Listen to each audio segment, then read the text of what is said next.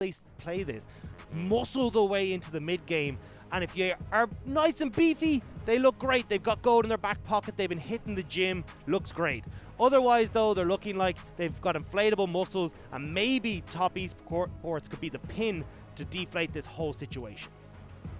Well, we'll have to find out, as Top Esports here, a pretty strong roster of their own. Photic going to have that Aphelios. When it comes to the scaling, you've got to give it the way over to top. But definitely the early game pressure feels like it's in JDG's favor. They're the ones looking to snowball. They're the ones looking to roll away with game number 2.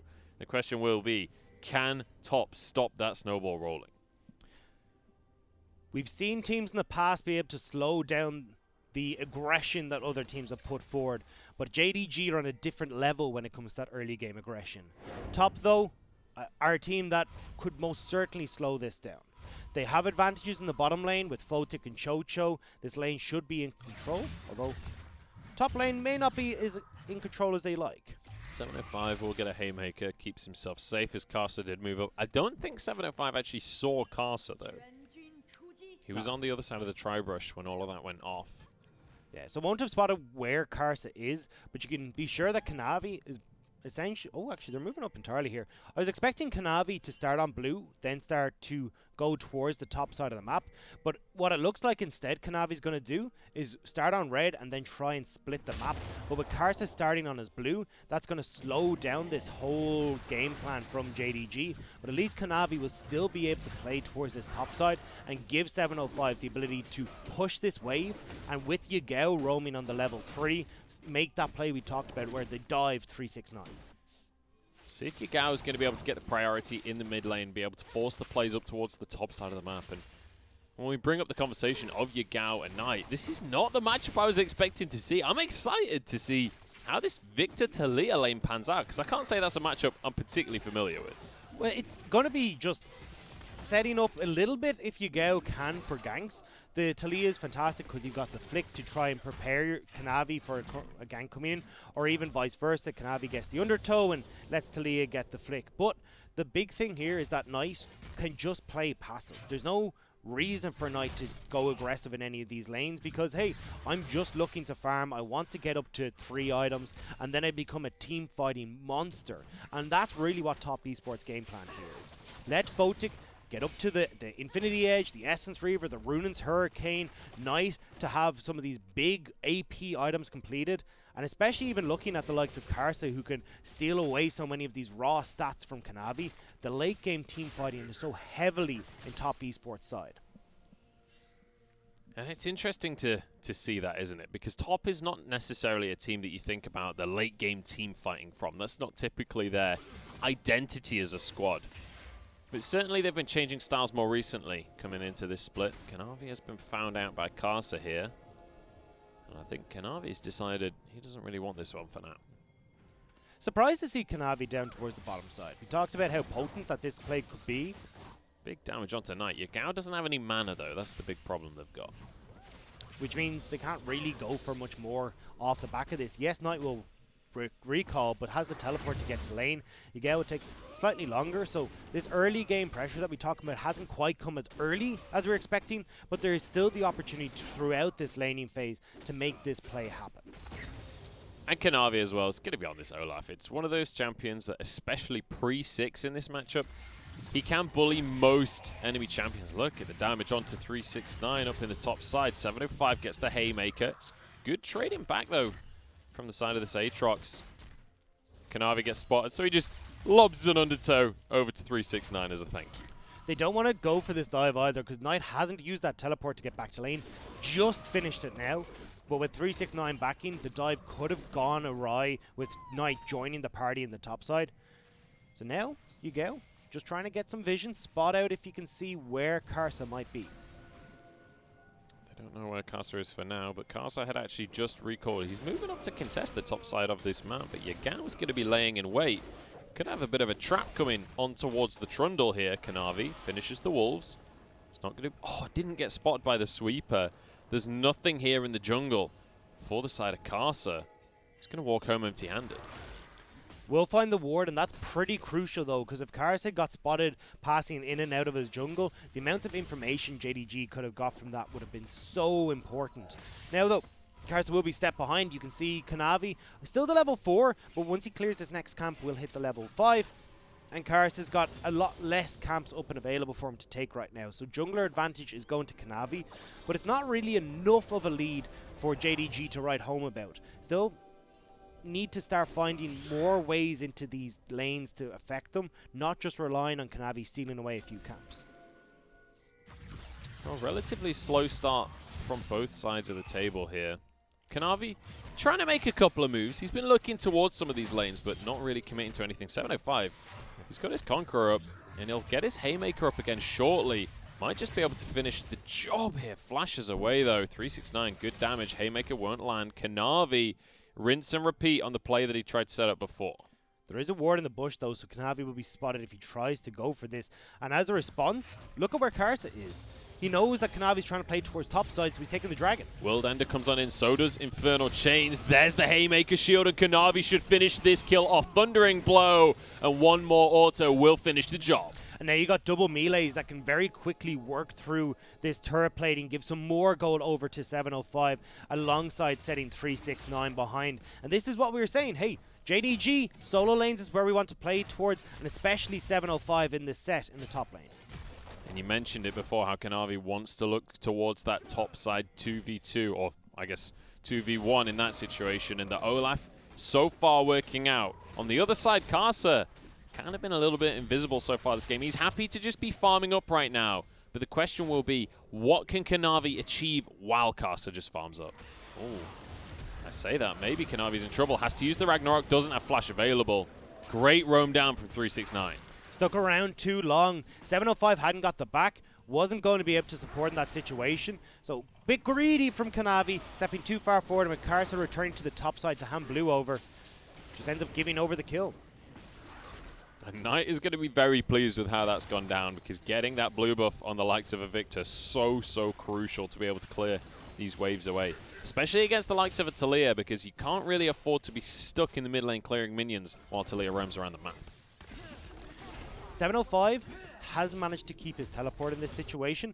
So if they want to, with Yagao hitting this level 6, they could try and have a multi-man play on the bottom side of the map, even though you don't typically see it with the likes of an Ezreal and the Yuumi, because it's not a huge amount to set up. When you've got the Weaver's Wall there that can work so well to cater for this gank, I think Photic and Chocho still need to be careful. I love how much 369 is roaming around the jungle here, trying to find Kanavi. We already saw him finding Kanavi on the invade. Now he's the one invading instead, but he is starting to fall behind a little bit up towards the top side of the map when you look at the CS numbers. Well, that's just with that big wave crashing off of the gank from Kanavi, so 705 gets the advantage there. And I'm actually... Okay, so this is a bit of a weird one from 705. He's taken the Vamp Scepter, which means he's going towards the Blade of the Rune King, but has actually maxed the Haymaker. So usually when we see the Blade of the Rune King build come through, you max the Q because you're just going to be proccing those auto attacks much faster. But as you can see, he got 3 points into that Haymaker. So trying to just survive the lane, it looks like, with the Haymaker coming through, because the damage 369 can turn around, and now we'll put a lot more of the points in towards the Q. Yeah, that knuckle down so effective in dishing out the damage, but when you're against the Aatrox, quite often it's more important to just be able to survive the damage that 369 is going to be putting on out. And top, by the looks of things, they're going to be gifted a Rift Herald here with no answer. Kanavi had actually recalled during all of this, and Karsa able to take advantage of the situation. And JDG would have loved to have picked that up.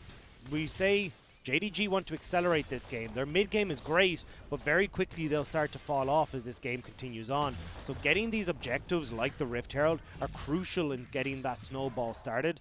And now Top Esports have taken that away. Oh, flash for the hook from Chocho, and it's going to be answered by Loken's own flash. Didn't have enough mana for his Arcane Shift, I think. Or maybe he'd use that first. Either way, good attempt by Chocho. Great call from Chocho, because in the long run, if you're going to have Karsa try and come down here, you can get the Arcane Shift out fairly early just using that pillar, and then you can still get the point and click follow-up with Chocho, who's about to hit the level 6 point. Well, it's been a relatively slow early game here. I was kind of expecting these guys to be brawling. So did I. Especially when they locked in the Talia, I was like, oh, this is going to be it. Talia is great when you can push in the wave and go for terror dives. She works so well in that situation. We've seen it throughout the LPL. And Yagao so far doesn't even have a CS lead in the mid lane. Oh, well, we found a little bit of a fight. There's a slow coming down onto Chocho. He's so low. Final chapter will get the root, and they will finally finish the kills. Kanavi's gone so deep to try and do this one. Zumi's not enough to keep him alive. Now Yagao's going to be stunned up. The Chaos Storm dishing out the damage. Photic's there, but the Moonlight Vigil goes wide. Nice flash from Yagao. Very strange fight. Kanavi goes real deep to just pick up the undertow, but I think they should have been happy with just picking off Chocho and then finding the vision in the river. They're trying to set up for this dragon, but give over a kill. It's not where you want to be as JDG. 2 and 2 apiece. We're still all even pretty much on the goal, but watch where Kanavi runs to here. Yes, they get the kill onto Chocho. You just back away at this point. You're outnumbered. Ezreal is still in the bottom lane. The call has come through that, hey, we're not going to use this teleport because there's nowhere really for 705 to go. So why are you going that far into the enemy jungle? Yeah, even after getting the kill, he continued to run for the undertow. I'm not sure, though. Maybe he wouldn't have been able to get away. It's hard to tell sometimes, because Olaf, it's one of those champions that can be deceptively tanky, deceptively fast. Quite often, a lot of his tankiness does come from the actual fight itself. Here we go, charging the mid lane. And I think Knight was the one to grab the credit for those plays. Yeah, it looks like it was. So this Victor that we said we want to try and utilize the fact that doesn't have great wave clear in the beginning, is a bit exposed as well. Well, nothing has happened there. Knight's picked up a kill. He's getting turret plates. This Victor has now got wave clear as well because he's got the augmented E. So this is not looking great. Weaver's Wall comes on through, and that's actually going to stop Caster getting into the fight, but he'll flash on in anyway. Yagao's getting pincered, but we'll be able to surf away on his stone. 705 now, the one caught out. Flashes over the wall. Really great response from top here to deny any pressure from JDG. And this is the problem, is JDG are going into these fights too early. They're forced to get Kanavi out before they can even go for it. They're now trying to come in again, but when you don't have Ragnarok, Weaver's Wall, or the ultimate, this is not a good call. 705. If that pillar had been just an inch further forward, he'd be knocked back and could have gone down there. Keep it on the bottom side, though. A lot of members from Top Esports are starting to float into this position. 369 hovering there just to support Photic and Chocho as they go towards another turret place. Well, top. We were saying that they are the ones that want to scale up on towards the late game, but right now they're the ones actually with the early game advantages. 2 Drakes for themselves. They can be very pleased with the start of things here because JDG, we mentioned, they have a 65% of their games that they get the gold lead at 15 minutes. When they have that lead, they've got an 80% win rate. That's what you were telling me at the start there, Dagda. So far, they're not able to grab a lead for themselves. And we were saying, hey, this is the team that likes to hit hard and hit fast. They haven't been hitting whatsoever so far. And if any of their hits have been coming in, they've been pretty damn slow as well. Look, JDG has never been a team that likes to go for Rift Heralds. They got one of the lowest Rift Herald controls in the league. But they've been very good at playing towards their solo lanes, getting the advantages there, and starting to just snowball off of kills that they get, picking up turret plates in that way. But this has not been the same JDG. They've been sitting back, letting the game happen to them, and now it's Top Esports who are starting to get into where they're happy to take over the game. One of the most important things we do have to bear in mind, though, is even if Top's composition looks like it scales better, even if it feels like they are the team with a late game advantage, quite often it doesn't go how it looks like it should in the LPL. Quite often we have these skirmishes, these fights that are just all about testing your opponent, finding a mechanical outplay. Both of these teams full of players that are very capable of getting a mechanical outplay. And usually when you look at Olaf, it's going to fall off pretty hard when you hit the mid game because you just don't have the tanky stats to run through everyone, especially with the build you see coming through from Kanavi, Warriors. Yeah. Because he's got the kitten, it doesn't matter though. He's a lot tankier than you expect. He's going for Casa. Subjugation will not save you from this one. Brings him on down with the axe. And that's a little bit of the early game pressure that we were hoping to see. And look where 705 is. They're looking to make a play on this mid lane turret. Ultimate is up. How do the stats work when the gold lead is only 100 gold? That's my question, because we're heading towards the 15-minute mark. Knight going to be exhausted, pulled in, flashes away to safety, though. Chaos Storm just to get silence. 705 wants it, though. Haymaker won't quite land. He'll have to walk away. Heal actually came out from Lumao as Kanavi's been found. Doesn't have Ragnarok, doesn't have support from his team, but he did have his flash. Now, Depth Charge comes through as Chocho desperately trying to finish these kills off. Showstopper 369 back into the fight, but this is not going so well, and Top have turned it around. You needed 705 to start off that engagement with the ultimate. Draw Victor out from underneath the tower. Oh no, Voltic! Oh, what a knockback from Yagao. They can't quite finish the kill though. Turret's in the way. Loken jumps forward for the kill, but he used his flash to get to this situation. Now he'll be shut down for it. And mid lane turret goes down while all this is happening. Top Esports can now turn their attention towards the bottom side as well. For what was a slow-paced game, the last 2 minutes have been action galore, and it's Top Esports now with a 2,000 gold lead. We mentioned the gold lead at 15 minutes. It's Top that have found it. So 705 needed to come in a little bit earlier on this play, get in behind Knight before he backed up. You can then use the ultimate to bring him forward into the waiting hands of Yagao and Kanavi. Because they didn't, it meant 369 had an opportunity to get down. Kanavi runs back through the turret, and with no pressure on this bottom lane, well, it's pretty handy for the rest of Top Esports to join in the fray. It's such a great roam from Chocho as well. He's exactly where he needs to be in that fight. And this is something we've seen now more from Chocho. As Photic has stepped up and become a really integral part of Top, Chocho's now got the opportunity to start these roams. He got MVP on the Rakan in their last series, and now we're seeing it again on this Nautilus. And most of this is coming back to Photic just looking more comfortable in the bottom lane. For a while we were giving him so much criticisms, but now Photic has been stepping up massively. He's gone from the lowest damage per minute AD carry in the league to having the same averages as the likes of Loken and Hope. This guy has become such a strong part of Top Esports. And now when you take a look across the scoreboard as well, you can see Knight starting to get scaling here on the Victor. He's already got a Ludens, but Yagao, he's wanting to stop the scaling. He wants to fight. He can't have it though. Both of our carries use their ultimates, and neither of them achieve anything. Now we're looking towards the Dragon, though. 705 trying to get into a position where he can make a play here. The problem with going the Blade of the Rune King build, though, is you don't have as many of those tanky stats and the chase down potential quite yet in these team fights. So 705 won't be the same set you expect coming into this. And not to mention 369 is half an item ahead of him right now. 705 goes for the showstopper though. He wants to fight this one, and he's right in the backline. Look at the damage. Oh my days, the Yuumi is so valuable. He cannot die. 705 survives everything. Photic falls. It's a double for Kanavi. And JDG, they turn it around. The zoomies mean they can go for these dives. There's a slow. The pillar's not enough. And that's going to be a jump forward from Loken. He wants some kills of his own. It doesn't matter if it's not the same set you expect, because the rest of Top Esports are disintegrated before your eyes. JDG find the team fight win, and they'll pick up the Dragon. And I love that against this Trundle, Kanavi's gone, you know what? I'm never going to be tanky. He's going to ult me every fight, so sod it. I'll just build a ton of damage. I've got a Yuumi anyway. Yeah, this is the crucial part of the JDG lineup, by going for this Yuumi. Look, 705 gets this great play where he sets it up, big ulti onto several people. The flash forward stuns up Knight, so he's not able to get away from the flick back from Talia. And then Kanavi, with the Yuumi on top, is able to run amok in these team fights with the natural healing that the Olaf has paired on top of what Lumao has available. There's no way this Viking's going to go down without a fight. Lumao has the perfect team to play Yuumi for. He's got an Olaf, he's got a Set, he's got an Ezreal, he can bounce around wherever he wants. And the final chapter, getting the root onto Photic at the back of the fight, that means the Haymaker goes all the way through his health bar. So there was two different setups there. There was one, the final chapter, and two, the flash forward into the face breaker,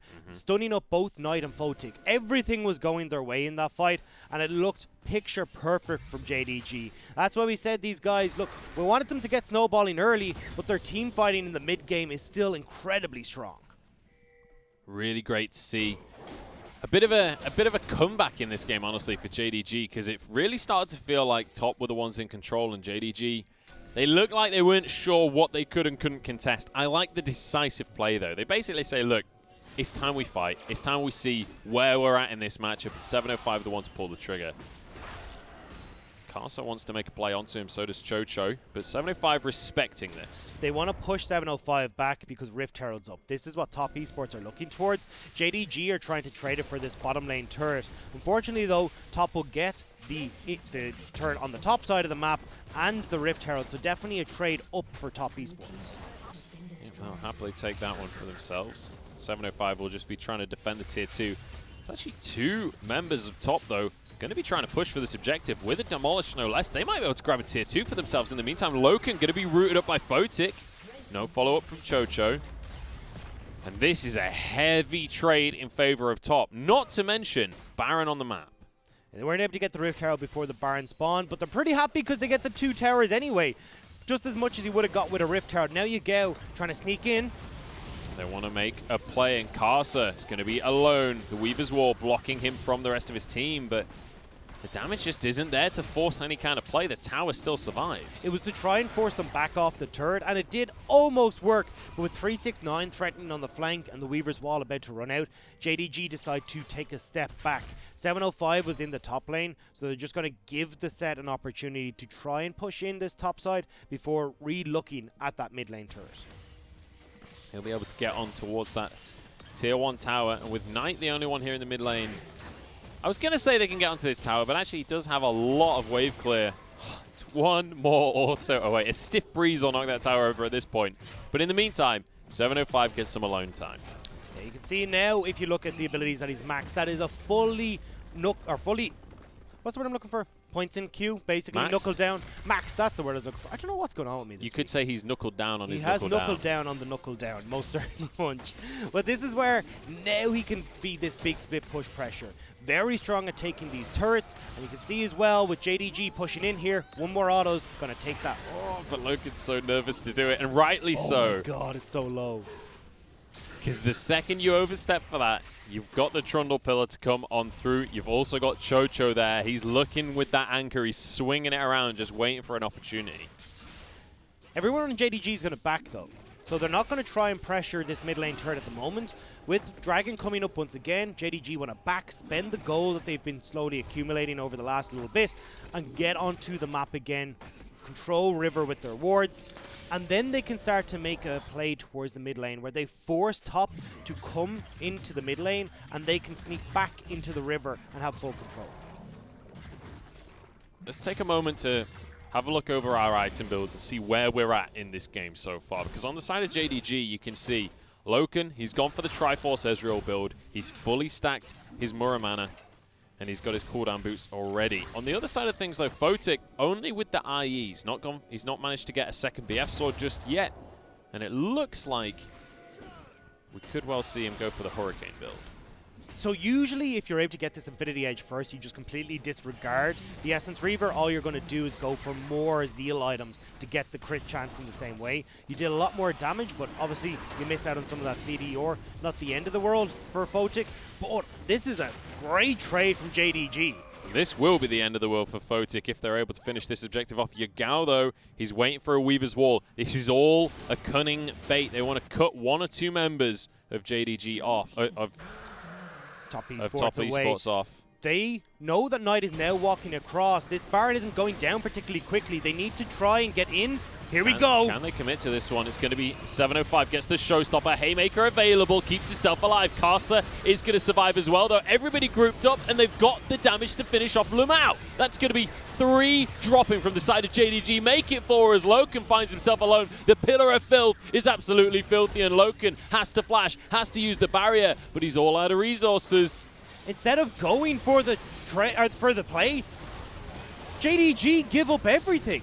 They didn't get the separation that they wanted to, and because everyone for 705 and Yagao weren't actually damaging the Baron, they can't take it down. It got stuck with 3000 HP, and JDG give Dragon and the Baron over to top. Top snowballing out of control now. That Baron is the huge swing in this game because they also got the Dragon. They traded nothing for this play, not even a single kill. And now they're on soul point, so they can look towards this Inferno Soul. But watch, 705 is trying to zone here. Yagao, The Weaver's Wall, I don't know what where this was off to. I thought he was going to try and split the fight, as he said, Munch, but instead it just delivers him in to watch JDG die, and Top Esports, grouped up as 5, are just able to tear through JDG.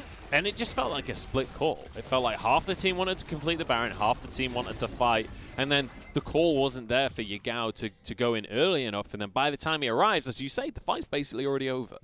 And this is the thing, if they actually had 705 commit to the Baron, as you said, look, Knuckle Down is there, he's got the Blade of the Rune King, he shreds through that objective. And if you just have Talia working her way through with all these, with all of her Qs, you can get this Baron down. Instead though, they wait around too long, don't pull the trigger on the play, and Top Esports now, as we start to crest the 25-minute mark, look at the items that they've got coming through. Runan's Hurricane completed for the Aphelios. He's really going to start hurting in these team fights.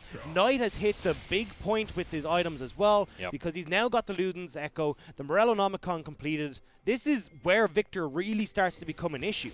Not to mention, a while ago he maxed out his Hex Core, so the extra damage from the Death Rays, but also his Chaos Storm is going to be massive, and you can see it right there. The second proc of the Chaos Storm just melts through 705. This should be an inhibitor tower. Yagao can't do anything, but the pillar will stop him even trying. Flashes over the wall. Chocho has gone a little too deep. They will trade their support for this tower. Doesn't matter. Top have cracked open the base. It's a top laner for a support. You'll be pretty happy with that. And they can just look to poke at JDG as they slowly whittle down this inhibitor. Yagao getting low as well. They do still have the Yuumi Olaf combo. Ragnarok is available. I don't think Kanavi can just run at this team, though. The inhib will surely fall. One more shot from the cannon minion. It's denied by the other minion wave. But Caster can walk forward. He can make sure Photic is safe. And that's going to be the inhibitor falling. JDG, off of that one play, fall apart. Top Esports now are in control. They've got the scaling in their side. They've just cracked open the base. And JDG, with all the early game that we built them up for, haven't found a home for it. And now that we're coming into the late game, don't really have much of a look into this game. And I mean, look at the mid laners. We talked about the matchup. Knight versus Yagao. This was meant to be the big ticket brawl between these two guys. And Yagao going for this Talia pick. It was a little bit out there, a little bit off of the wall. This game, it's really not worked for him. And on the other side of things, Knight 5-1-3 on the Victor on a champion that scales incredibly well. As we head towards the late game, he's feeling fantastic. The Talia pick is something that I like about Yagao. He's willing to have these big performances for himself, but when it suits the team, he'll take a step back, hand over the carry performances to 705 and Loken, or Zoom in some situations as well, and be more of a team facilitator. The same was said when he had the Karma pick up as well. He would give up minions, he would give up experience to teleport to the bottom lane to help out. This time around though, Yagao put so much pressure on controlling the mid lane and then not roaming that JDG couldn't use the advantages that this Talia offers. You actually saw it in the very early stage of the game that Knight was pushing in and dipping into the jungle to see if he could move with Kanavi, but there was no working with Kanavi and Yagao, and it meant that the early laning phase went fully in favor of top. Caster going to use the subjugation quite early, and he is pulled back into the fight. Maybe this is the pick that JDG need. Nice dodge on the knockup. It's not enough to keep him alive, though. 1 for 0, 705 relatively low, but the Zoomies will be able to keep him healthy. This is as the dragon has spawned. This is sole point for top. Top have used the Chaos Storm as well, so the big ultimates for Knight are down. This is where they're looking to more poke than anything else. They need to either commit to this or commit to the fight. Or commit to ending the game. Teleport from Knight. He wants to finish things off. The Dragon does go the way of JDG, but they got to win fast and they got to win hard right now because Knight is trying to just end the game. 369, doing what he can just to survive this fight, keep himself alive. Photic, the last one remaining. TP comes on through from the side of 705 to try and defend the base. He's managed to stop Knight from pushing. One tower remains, and now Yagao trying to get onto Knight. Won't be able to find the kill, but JDG, hang on. The base is in tatters though. If they try and do the same thing again where they push for a dragon, well now you've got the option of Top Esports to go again for the play. This was the best opportunity for Top. They weren't going to be able to win the dragon fight without these big ultimates like Knights available, or even Photic having, I think, used the Moonlight Vigil anyway, but wasn't going to be able to approach without Karsa leading the front line. They go for the teleport play instead, and this is a great call. Watch how top esports are just looking to disengage. Chocho, yeah, cool, you can sacrifice your life, but as long as the rest of top are able to get out of here, and Photic in particular, well then we can look towards Knight's play. And with the amount of kills that went over though, JDG get themselves back in a pretty decent spot. They're in an okay spot, but ultimately, I think it's still the correct decision from top, because when you consider what did JDG actually get out of this, they got a bit of gold, they got one Drake, but it's only their second of the game. Top are still the ones in the driving seat. They're still the ones with team fight advantages. They definitely are, and can still look to make that play at a later point. 369's ult is TP is nearly up and available, although I think that inhib will have respawned before that becomes the case. But top now will have a little bit of pressure on the top side, but this is easy for the likes of JDG to deal with when this Baron is up. Because as you can see, Yagao is pretty happy to push that in and still has the Weaver's Wall to join in at any point in time.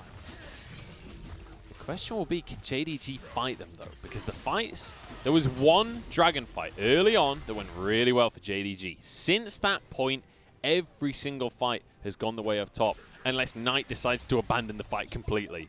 Teleport almost available for 369 as well. You've got to keep your eyes on this Aatrox.